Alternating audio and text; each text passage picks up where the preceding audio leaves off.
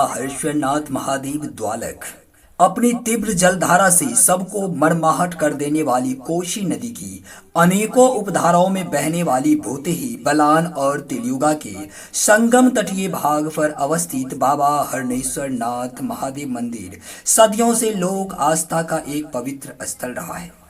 यह मंदिर मधुबनी जिला के मधेपुर प्रखंड अंतर्गत द्वालक गांव के उत्तर पश्चिम दिशा में अवस्थित है। वैसे तो द्वालक गांव में कई मंदिर है, जैसे कि पूर्व में बाबा विश्वकर्मा जी का मंदिर, पश्चिम में माता भगवती विराजमान, दक्षिण दिशा में बाबा डिहवार का मंदिर और मध्य भाग में श्री लक्ष्मी नारायण जी का मंदिर है। यहाँ कुल 5 भव्य मंदिर है, जिसमें से बाबा हरेश्वर नाथ महादेव का मंदिर काफी प्राचीन है, जो सिर्फ द्वालक ग्रामवासियों के लिए ही नहीं बल्कि आसपास के हजारों गांव के लोगों के लिए आस्था का मुख्य केंद्र बना हुआ है। माना जाता है कि इस मंदिर का निर्माण तत्कालिक दरभंगा महाराज श्री लक्ष्मेश्वर सिंह बहादुर के मुख्य कार्यवाहक श्री झूनालाल शाह के तत्वाधान में सन 1858 से 1868 के मध्य हुआ था। इस मंदिर के रखरखाव, पूजा अर्चना, संरक्षण एवं समुचित व्यवस्था हेतु खेतिहर जमीन भी दान दिया गया था।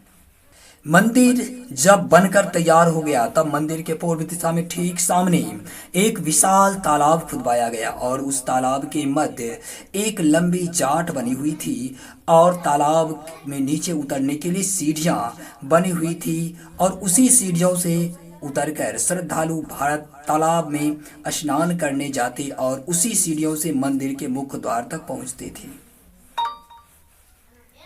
ऐसा मानता है कि तालाब पूजन और महायज्ञ में लाखों देवी देवताओं का आह्वान कर यज्ञ संपन्न करवाया गया। शायद लाखों देवी देवताओं के आह्वान के कारण इस गांव का नाम देवलक रखा गया, जो बाद में देवलक का भ्रंश दुआलक और फिर बदलकर द्वालक हो गया।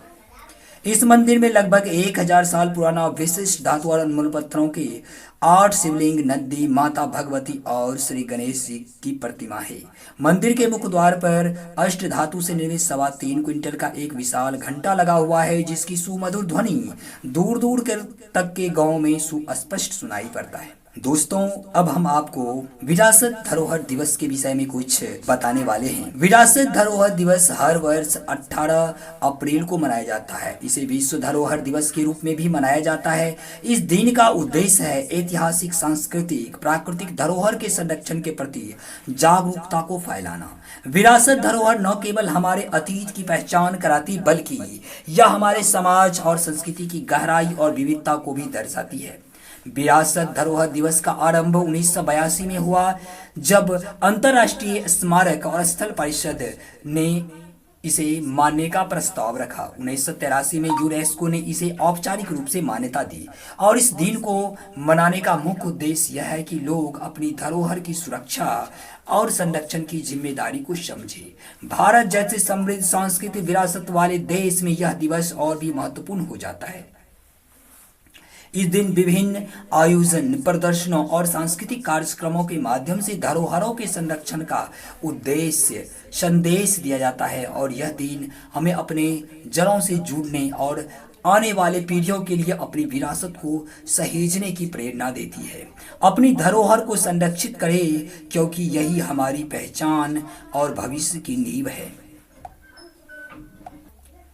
एक पत्थर की भी तकदीर संवर जाती है जब सलीके से उसकी तराश की जाती है।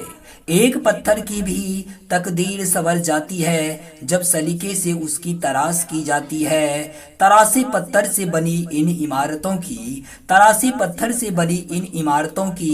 विश्व धरोहर में पहचान बन जाती है।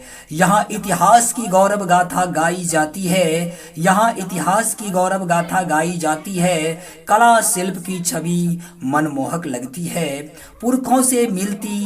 पुरखों से मिली यह विरासत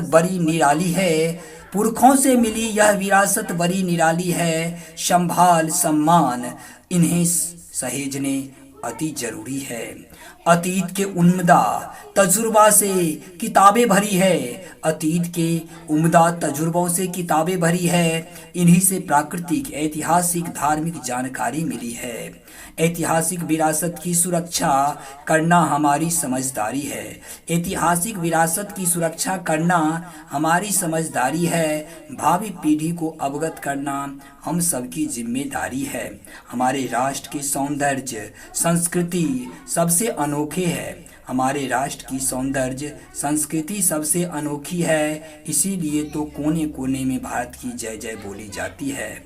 भारत की जय जय बोली जाती है।